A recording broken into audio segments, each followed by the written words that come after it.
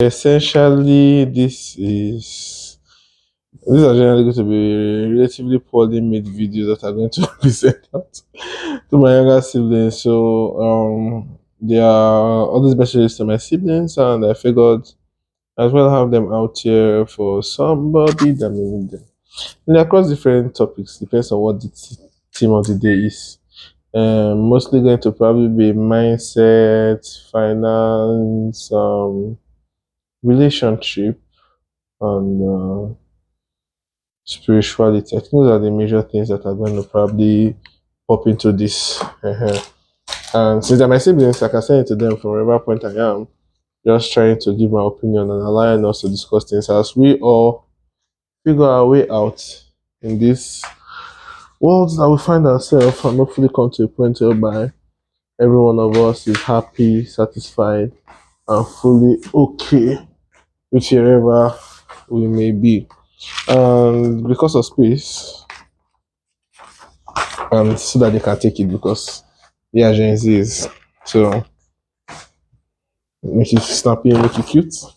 I don't know, not necessarily social, just different things that I wish I wish that I would like to discuss with them, and I've not always had the time or the opportunity. So I figured might as well see if where they can just watch it at any time. That's convenient for them. Okay. I think my phone screen seems to be popping up in my glasses. I like my glasses too. Let's just do this. So today's is playlist. This is the first video in the playlist.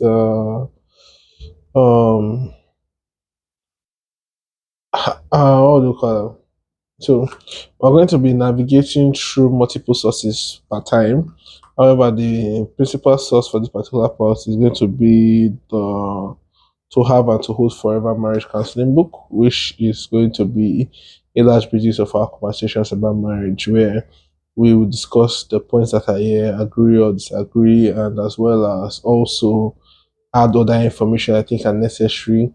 And the cross of the matter, the conversation that is happening is on the assumption that it is going to be a Christian relationship and seeing how God comes into that place. So you hear that a lot. However, principles here generally should ideally also in some ways be able to be um what's the word for it, but can be transferred to other kind of relationship as well. And we will be going through from their table of contents, or whether that is letters to my siblings, right? Or message to my siblings, I guess. So anything that comes up can come in. So we have Trust of a Marriage Partner as Unit 1, Christian Courtship as 2, Love, Appreciation and Forgiveness in Marriage, Submission, Maturity as Adjustment in Marriage, Communication, Finance, Preparation towards Christian Engagement and Wedding Ceremony, Sex, Pregnancy, Delivery and Care, Christian in the Home, Family Planning, In-laws in Marriage, Houses, Building of Christ in the Homes, Divorce and Remarriage. Okay, so that because so this is going to be part of it, but we're still going to look through other things that I feel like they are not fully covered here. So we have two purposes, right? Like we said before, we have a lot of mindset. Relationships are now going to fall within family and romantic friends. I wonder about work relationship. That also comes into play. Work relationships, finance, spirituality, spirituality. So, this is skewing a bit. Well, gosh, for skill, sorry. Better. This seems a bit more central. Okay. Well, so other thing that I'll be looking at, I feel like that outline is not exactly the way I want it to be. So, might as well add something else to it. This is 4 minutes, is it? Some will be 10 minutes, 20 minutes, or maybe an hour, I don't know. Whatever it takes, really. Really, what this is, there's really no special. They just, this is for you. Okay, let me dedicate this to one of you. This video, I'll just randomly pick a person. And for today's person, we'll look at favor. Even though it's quite unlikely that that's what it needs to be. So let's see. So there's one angle looking at those particular ones, and the other one is looking at the purpose. Okay, let's go 10. Okay, so the second one comes in within. Yep. Okay, I think I like the way Miles Morrow's book actually navigated this thing. So some of them are original thoughts, of course, I'll filter it with others are what I've read because I believe in reading. And so okay, so this is Purpose and Power of Love and Marriage. The author of this particular book is Miles Morrow. I highly recommend it as a conversation you can have. So it talks about understanding love and marriage is still a great idea. Understanding love and the secrets of the heart. Um, part three was now okay. Part three was understanding love for lifetime. Understanding love for a lifetime. And then part four to part three is the end of it from his end. So I'm not particularly sure which of the ways we will navigate it yet. Because the major focus of mine is not even about marriage, just about the goal is what you should expect in your romantic relationships, what you should give, no, what you should give to your romantic relationships, what you should expect from romantic relationships, and then translating into picking your partner, and then also preparation for marriage. What you should give, expect in romantic relationships,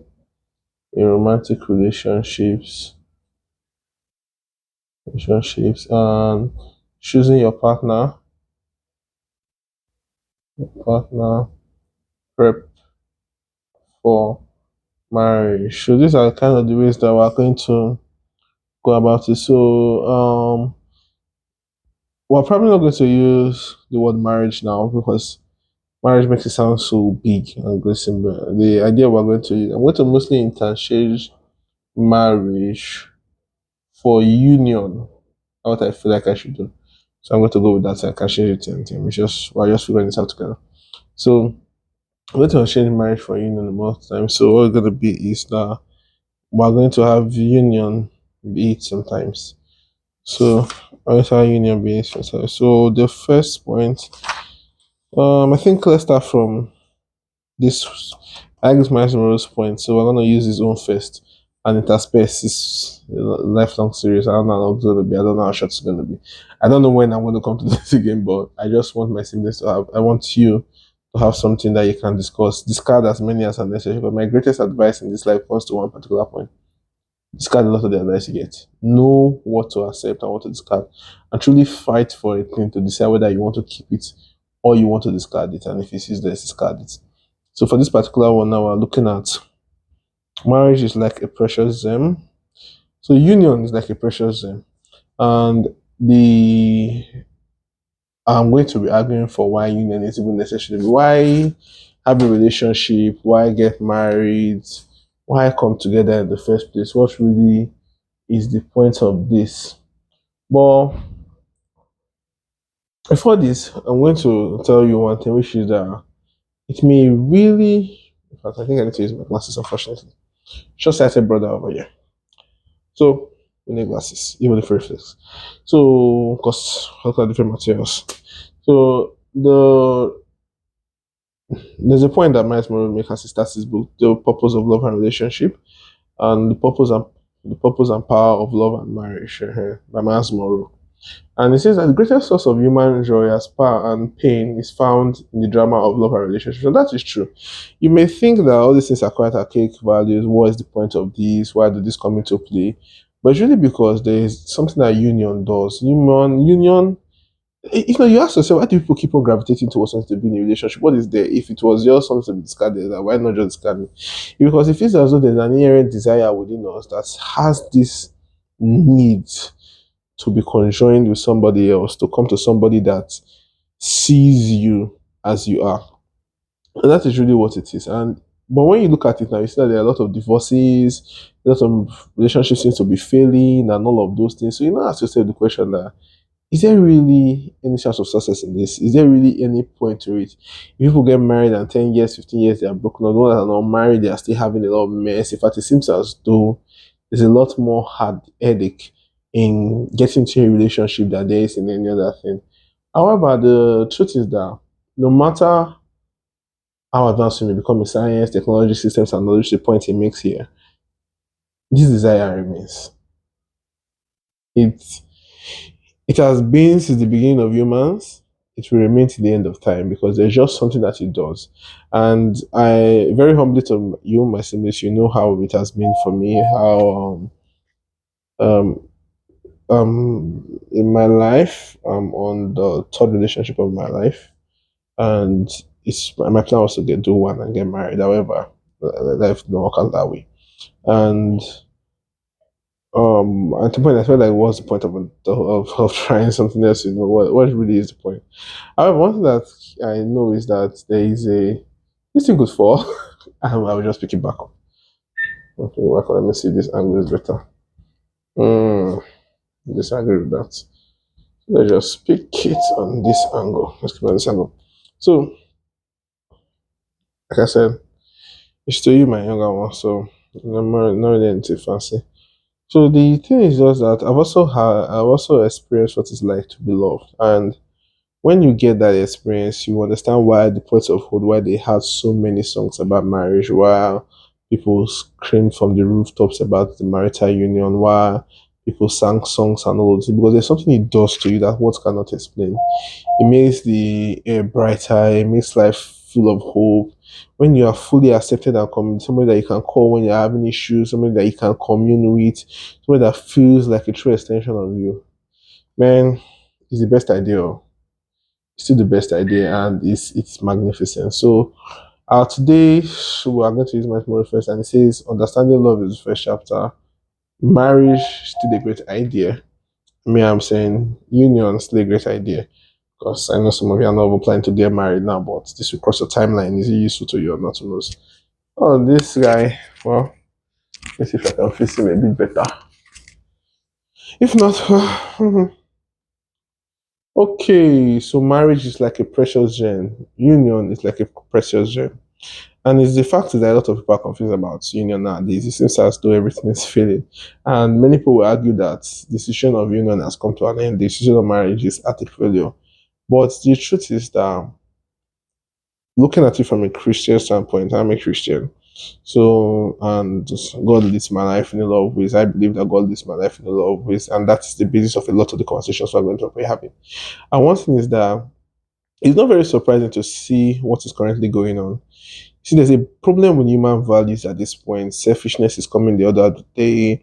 People no longer want accountability. It's a me first system. There are philosophies and attitudes that you do for me, I do for you. The way you give to me is the way I give to you. There's no more sacrificing. There are a lot of things. In fact, it's being glamorized and expected that, oh, people may not be able to. In fact, you see movies, the rise in pornographic content, easy access to drugs and alcohol, pull them with attention spam, dopamine addiction, a lot of other things are coming into play. But when you see these things, you realize that it makes sense as to why we are having some form of drama today. In fact, people feel like relationships are things that you just get in and get out of. But it's not really so. Personally, I believe that everybody that you get into a relationship leaves an impression upon you because if you think about friends that you have, and when you sit in your house, you realize that a day comes where you make a statement or carry out a gesture or an exclamation, and you realize it's not really yours. Something your friend used to say. You're trying to say something to yourself, and something stuck, a voice speaks in your head, and it's the voice that your friend says. So it's very difficult. And romantic partners tend to be one of the closest to us, even closer than family will ever be, because they're able to tap. There's a difference. The love that a parent can give, love that a sibling or a friend can give, and love that a lover can give, and a mentor. They are all very different things. It's like how do you describe it? You have different foods that you eat. You can eat some foods you swallow, some you drink, some you save, some are fried, some are roasted. They are all wonderful, different things to do, but they all do. They eat different points, right? You have the sour, the sweet, is it salty? I don't know if there's the hot, then umami, right? I know what 5 major senses. I'm just skipping at the moment, but that's what it is. Well, they all hit different notes, right? They all hit different notes, and that is really what it is. So missing out on one of them is really missing out on something. It may not seem like it. It may seem like life can be full, but it really isn't. It really is not the same. And nothing is actually absolute. Truthfully existing. Okay, and the truth is that one thing that we see is that, which is one thing that I used to know, that the society is now a sick place, is there's less attachment to human relationships. It feels as though these things are can be cast aside or wherever. And if it does not work out, I just toss it away. It does not really mean anything. It's making it seem as though it's but union, marriage is one of the most intimate and deepest relationships you can ever find. A right partner, the point a right partner will touch you is where I, as your brother, I can never touch you.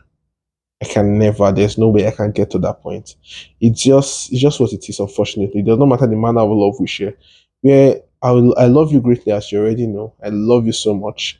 Love you so much. However, I cannot touch that point. Your parents cannot touch that point. Your friends cannot touch that point. There's a particular receptor that is there. That by receptor I mean a receptacle, a receiver that is there that only a lover can touch. And looking at it from the Christian perspective, which is really the basis of all of our conversations here, is that marriage is God's idea. God came, in our belief, and created humans, created a man, and figured, nah, it's not okay for this man to be around. It's God's idea. None of God's idea are good. And he realized that, okay, let's make a woman for this person. Let's make a mate for this person to come and live with this person through life. That this person may not be alone. And because it is God's idea, it remains very viable.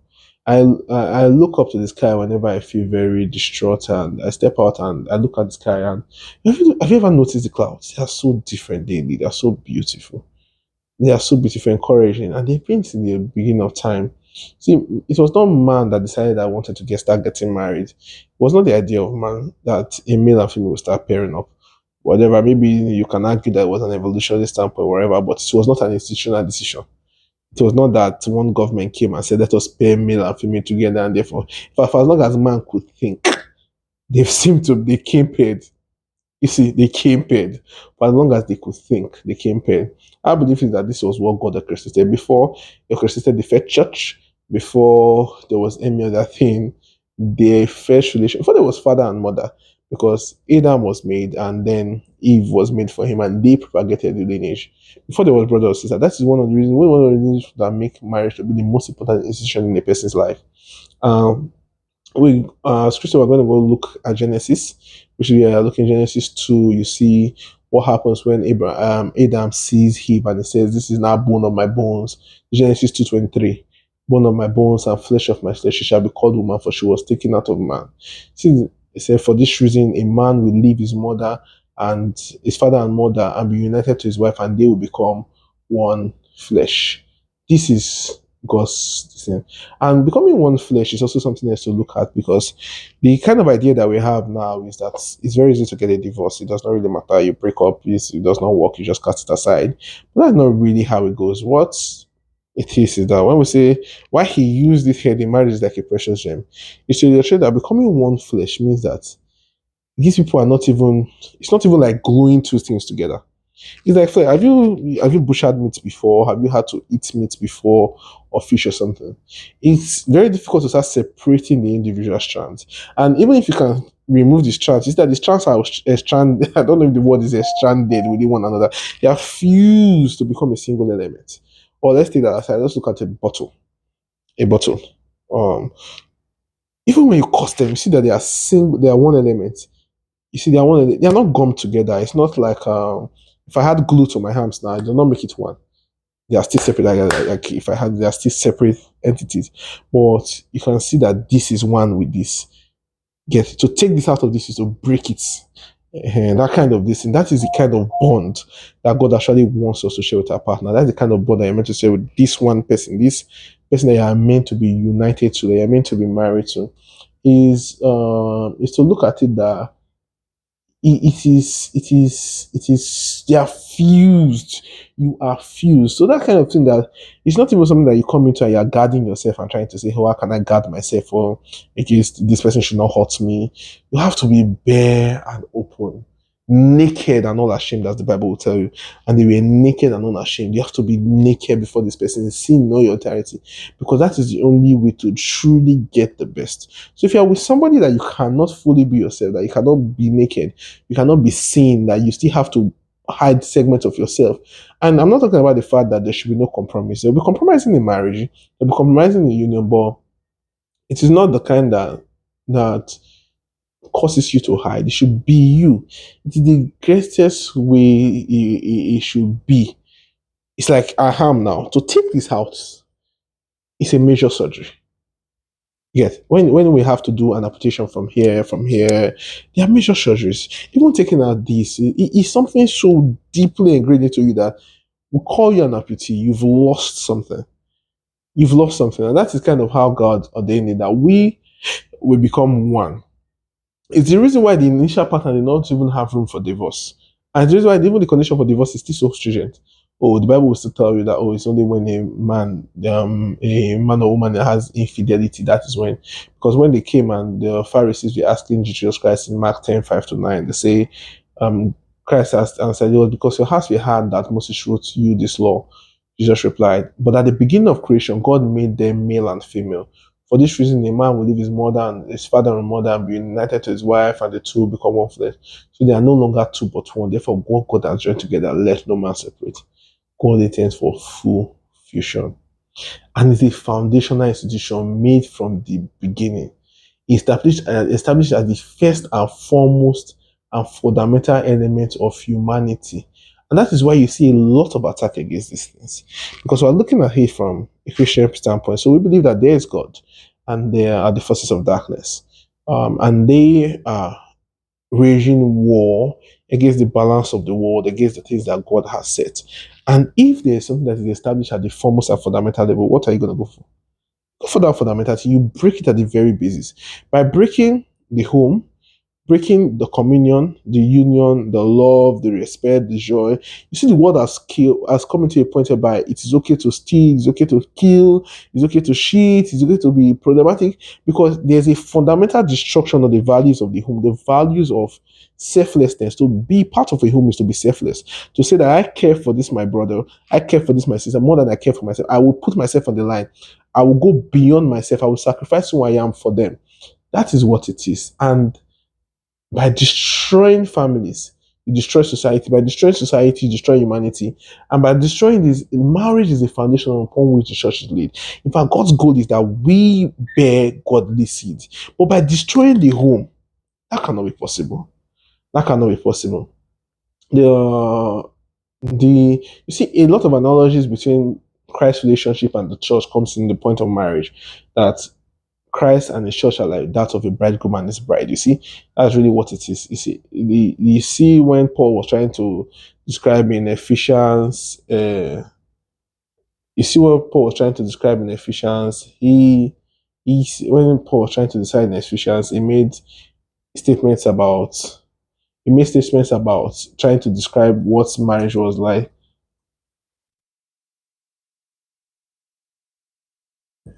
Sorry, I got a message from my partner, so I'm responding to her before I go on. It's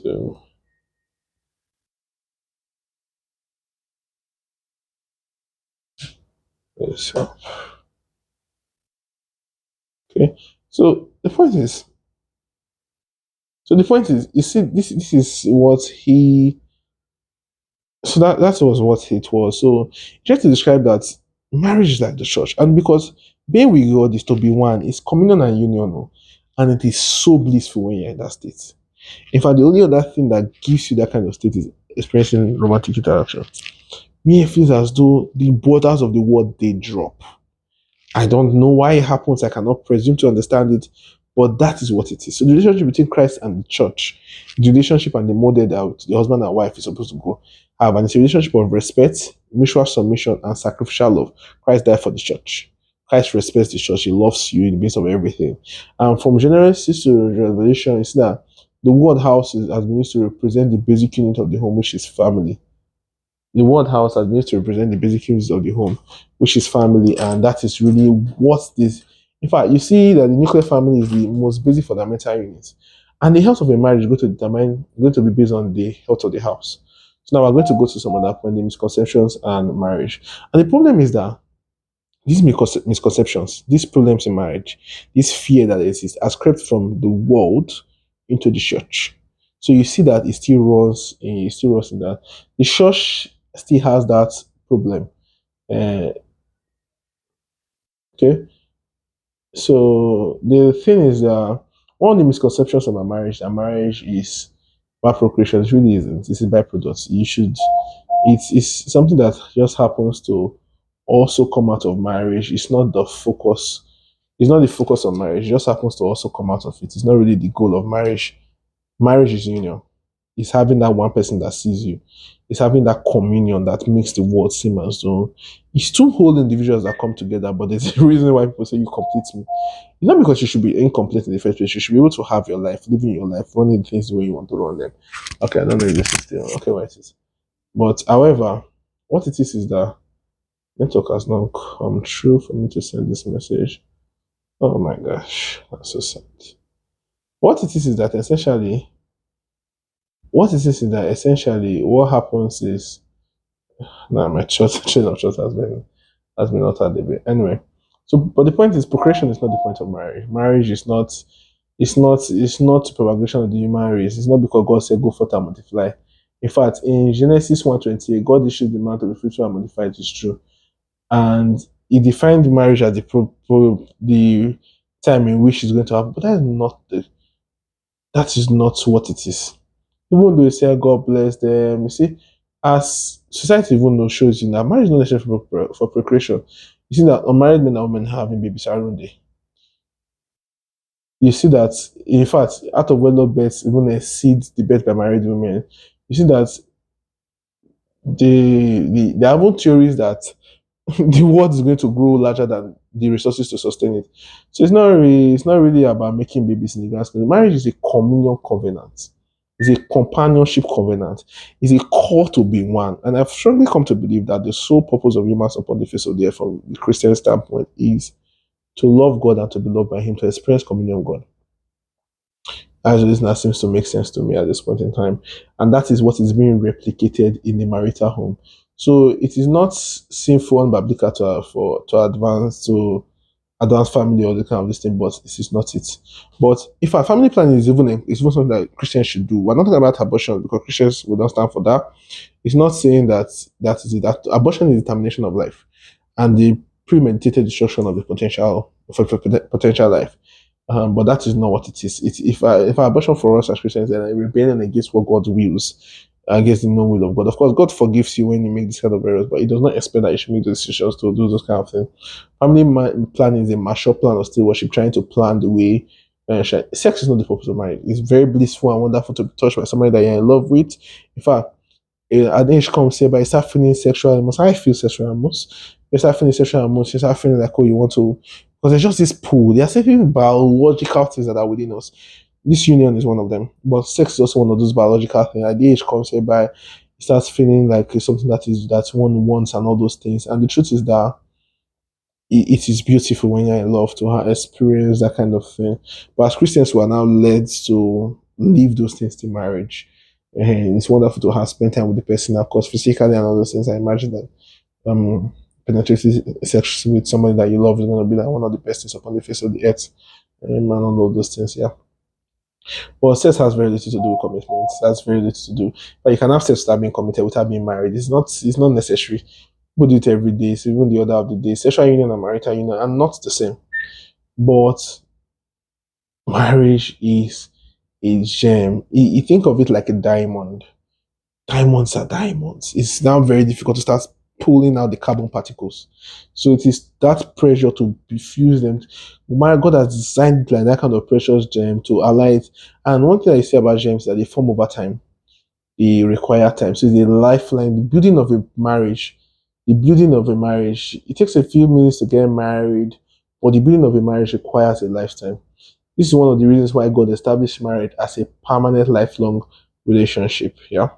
So godly marriage becomes stronger under pressure because they decided that they are gonna stay. So it usually gets stronger under pressure. See, the godly marriages and worldly marriage they respond differently to pressure. In worldly marriage, the key is to get split up. In godly marriage, it's not really so. However, I think that this is why selection becomes key. Because God expects it to be a lifelong journey. So you have to be very, very, very diligent in selection of your partner. And marriage is never just the coming together. Okay, this is on that point. It's never just the coming together of two people, but a collision of their history, a class of culture, experiences, memories, and habits. And this is one thing. Marriage is a beautiful accommodation of another lifetime. You're coming to somebody else. Black is the best color in their house and the only color that everybody wears. And they come and you see where you're wearing colorful clothes and say, no, but colorful clothes are not good. Colorful clothes mean that you're celebrating. And we don't celebrate because life is so dreary. That's how they've been raised. You're going to come to that. You're going to come to the history of their experiences. Somebody has walked in one day and said, you look ugly. And that day they wore a yellow shirt.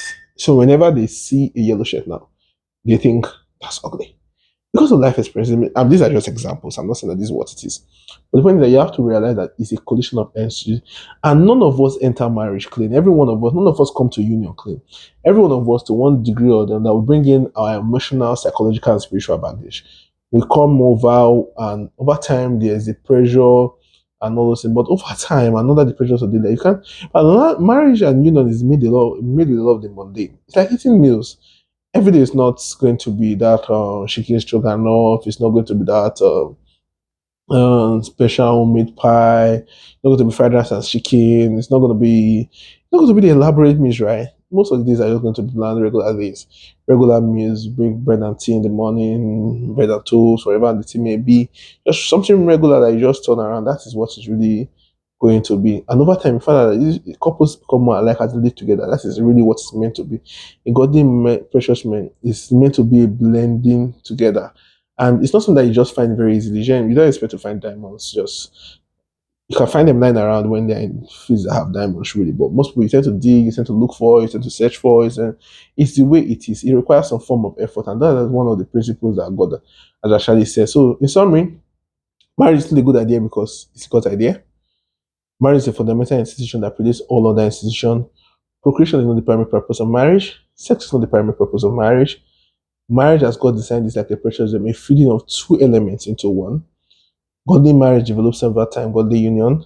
Godly marriage grows strong under pressure, and godly marriage is a fusion that creates the oneness. So this is the introductory point into the topic of understanding love and marriage. And a marriage is a precious gem, still a wonderful idea. The union is beautiful. And going beyond what he said now, telling you that from my own personal experience, it's a wonderful, wonderful thing, really. I have no words to explain. I don't know what it does. But think of it as being very hungry and then feeling full because you've just eaten that settlement that you get, that everything drops, you just want to rest, you don't want to sleep, because every one of the problems have gone away, you found water, you found rest, you're back in your house. So that's you're stressed in the day, then you come out to your room and it's cozy the way you want it set up. The right temperature, the right meals, all those things, that feeling of everything being alright. That is what union actually gives, and it is empowering. It's why you see the Bible say, "Oh, one shall say 1,000, and two shall say 10,000," and you can see I would say that was it Ecclesiastes 3 verse 1 or what was that? I talked about it's better for two, better to be two, and that it's not good for two to be alone or be. How was that in even put now? Fortunately, it's escaping me. Let me see if I can find it. Uh, let me see. Okay.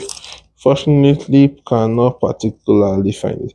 However, I talked about how it's better to be two, and it's because it's just you need to experience what it's like to be in a relationship with somebody that sees you the way you should be, that experiences you at the best and optimal way possible, and what it's like to really experience being loved, to know that you are loved as you are holistically and completely.